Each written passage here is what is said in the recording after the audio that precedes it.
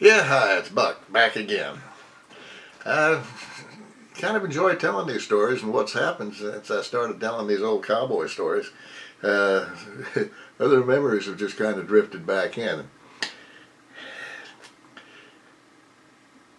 I talked about taking the cows up to the head of the Florida Mesa, crossing the river, and but and then what happened when we got to the other side, the old German woman.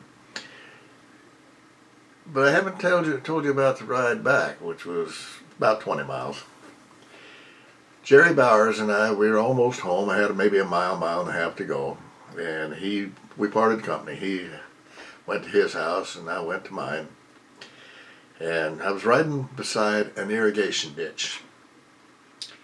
I came to this area where the cattle had tromped the sides down so they could get to the water, and it was really late in the evening, and I stopped to water my horse.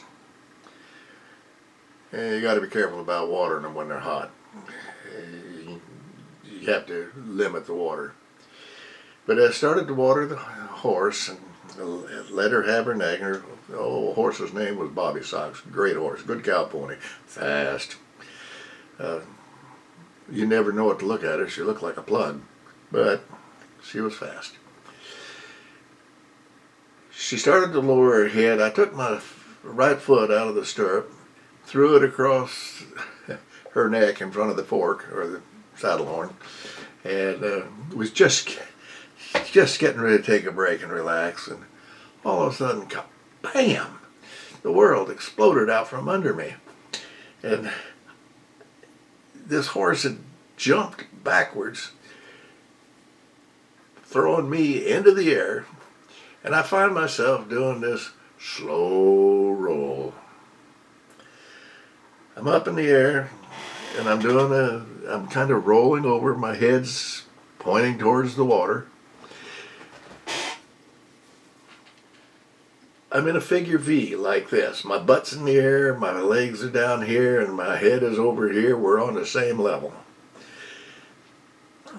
I looked at where I was headed. It's funny how when things happen like this, so much happens so quickly, and yet time seems to slow down. I can't explain that. I looked where I was headed, face first, into the water, and the reason for the explosion out from under me became obvious. It was a rattlesnake swimming in the water, doing what looked like figure eights, but I didn't have a whole lot of time to take that in. And I realized instantly that I was going to hit that snake face first, and I was either going to get bit on the face or the neck or somewhere in there. Either way, it was not good. It could be looking at a death sentence, especially if it bit in the neck. And I don't know how I did it. As I said, I'm in this figure V. I look between my legs, and I can see the saddle horn disappearing, and somehow I managed to reach between my legs, way back under. I think it was like Rubber Man. My arms must have stretched a mile. Grabbed a hold of that horn, and when the horse completed its turn, I was back in the saddle. Now you talk about cowboying. Yeah. Now most of you know that I'm a preacher. Been one for the last 16 years or so. A preacher should pray, and I do.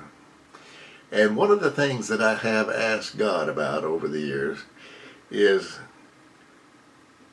you have to remember the times back then weren't like they are now. You cannot do anything and get away with it. If you commit any kind of crime, you're going to be on either closed caption TV, or somebody's going to watch you on your capture what you're doing on a cell phone. Hey, we didn't have that back then. They did have film cameras, but not everybody had one. They weren't very common. I want to see what in the world happened on that day.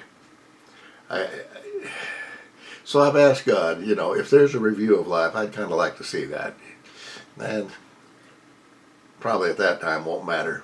But right now, I really would. I hope you enjoyed this tale. There may be more. I don't know. I hope you enjoy them. Bye-bye.